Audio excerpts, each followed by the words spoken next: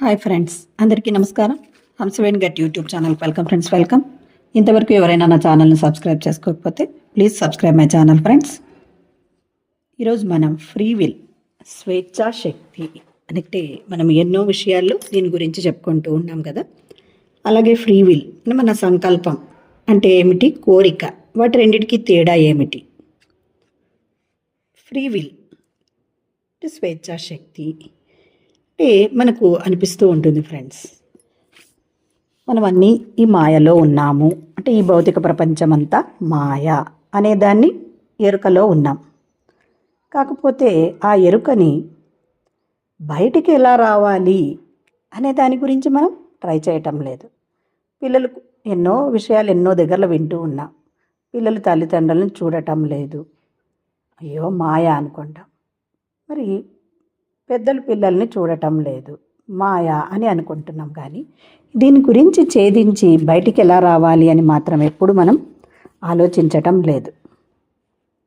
మరి మార్గం ఎప్పుడు కనిపిస్తుంది మనకు? దీని నుంచి బయటికి రావాలి అంటే where there is a will there is a way అని ఇంగ్లీష్లో ఒక నానుడి ఉంది కదా friends. Where there is a will means కోరిక, విల్, అక్కడే మార్గం ఉంటుంది, అప్పుడే మార్గం ఉంది. ఎందుకు? మనం బయటపడడానికి కోరిక అనేది ఉన్నప్పుడే మనం బయటపడతాం.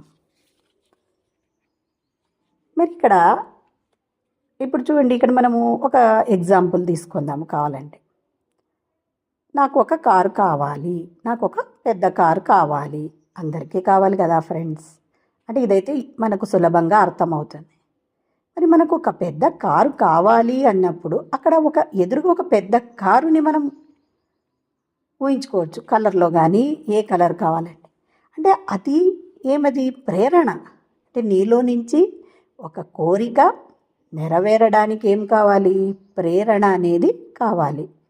అప్పుడు అది సంకల్పంగా మారుతుంది. అంటే ఆ సంకల్పం అప్పుడు మీకు తీరుతుంది.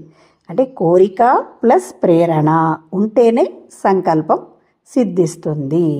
ప్రేరణ మీన్స్ ఇన్స్పిరేషన్ అనుకోవచ్చు, హుషారుతనము, అంటే లోపల ఉత్తేజన. అంటే నాకు అది కావాలి, నేను ఒక కలెక్టర్ ఉద్యోగాన్ని సాధించాలి, నేను డాక్టర్ కావాలి, అంటే జీవితంలో ఒక లైఫ్లో గోల్ అనేవి ఉంటాయి. అలాంటి వాటికి ప్రేరణ అనేది, ఉత్తేజన అనేది మనలో ఉంటూ ఉంటుంది. అంటే ఒక ఉత్సాహానికి ఒక సకారమైన శక్తి జోడిస్తే కానీ అది ఆ కోరిక అనేది అంటే అది మనకు నెరవేరుతుంది. ఒక ఉత్సాహం అంటే అది సకారమైన శక్తిలోనే ఉండాలి.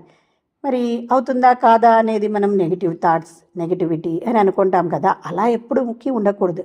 నాకు ఒక పెద్ద కారు కావాలి, ఓకే ఎస్, దాంట్లో నుంచి ఒక ప్రేరణ వచ్చిందనుకోండి, వెంటనే అక్కడ కోరిక బలీయమైన కోరిక ఉన్నప్పుడు, ఉత్సాహం ఉన్నప్పుడు అది సరైనగా మన కోరిక నెరవేరుతుంది. అంటే కోరిక నెరవేరి మన సంకల్పం తీరుతుంది. ఇంకొకటి, దీన్ని ఇంకో విధంగా మనం ఎలా చెప్పుకోవచ్చు అంటే,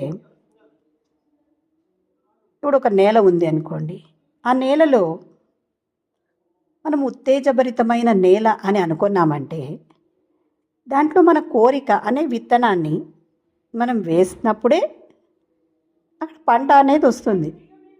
అలా మన లైఫ్లో ఏదైనా నెరవేరాలి అంటే లోపలి నుంచి, అంటే ఎరుక ఉందా లేదా అని కాదు ఫ్రెండ్స్, ఎరుక ఉంది కాబట్టే మనం ఇది మాయా ప్రపంచము అని అర్థం చేసుకుంటున్నాం.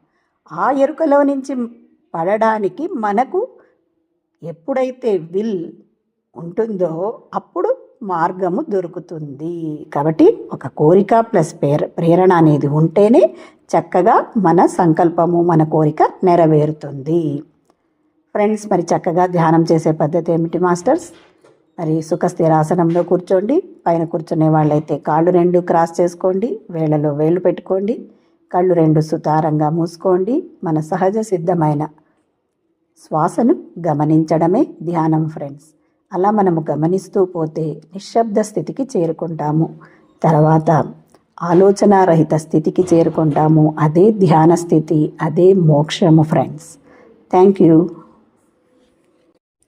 Hi friends,